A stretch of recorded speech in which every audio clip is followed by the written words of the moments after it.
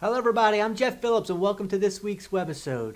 Every week, I bring in a new business to help share some tips and ideas within their industry. And today, I have Katie. And Katie, welcome to the show. Thank you. Yeah. And I want you to explain to everybody a little bit about yourself and what you do. Sure.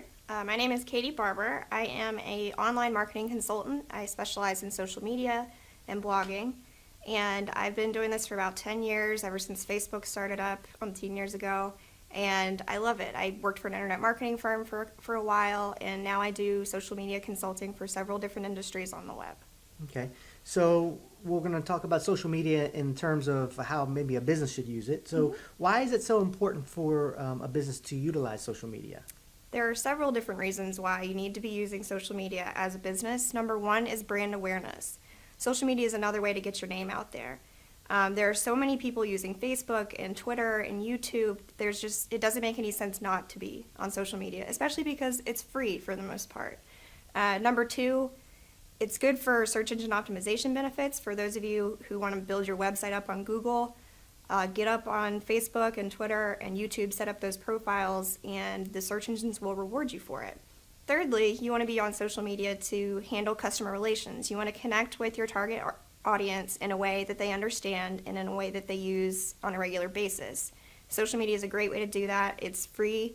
It's probably the easiest way to connect with people. And, they're always using it. They're always on Facebook. And not only will you reach your audience, but you'll reach their friends. So that's a really big reason why you want to be on social media. Okay. With all the social networks that are out there, can you kind of give us some insight as which one is the best? It's hard to say. It really depends on your industry. It depends on who you're trying to reach, who your target demographic is. For instance, if you're a B2B company, you definitely want to be on LinkedIn. It's the #1 corporate networking website in the world. There's over 250 million users, I think, as well as Google+.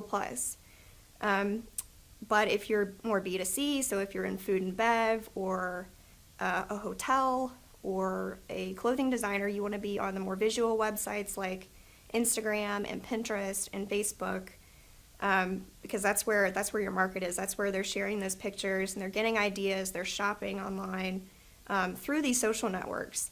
So it depends on who you're trying to reach and what your competitors are doing, what websites they're currently using to reach their market.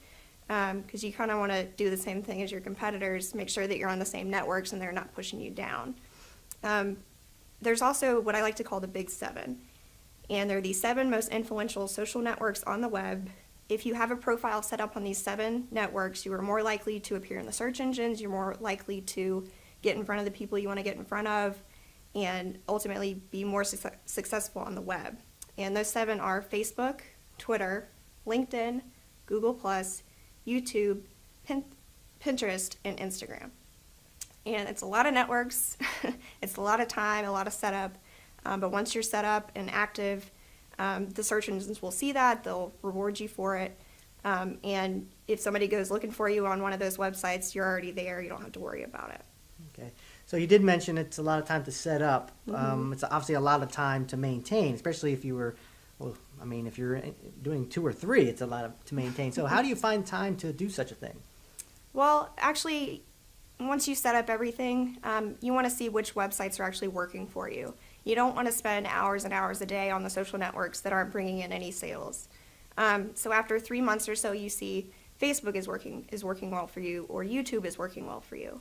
Then concentrate more on those. You don't want to waste time on LinkedIn or Google+ if it's not bringing in any traffic to your website. There's also a bunch of really good social media management tools like Hootsuite and TweetDeck. There's a bunch of different ones. Facebook will allow you to schedule your posts ahead of time so you can nail everything down on a Monday and it's set for the rest of the week.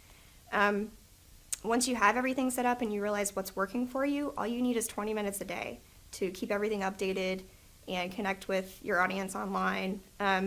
Really, the biggest time consumer is creating the content that you want to share. You can definitely share stuff from other websites. You can share, photos or videos, blogs, infographics, but it takes a lot of time to create that material. It can take, an hour or 2 to make a blog or a week to create a video, but once it's done, you've got it. It's material. It's share worthy, and it takes just a second to post online. But once you've got your networks up and running, it really doesn't take much time to maintain them. But to be more effective, you want to be active all the time.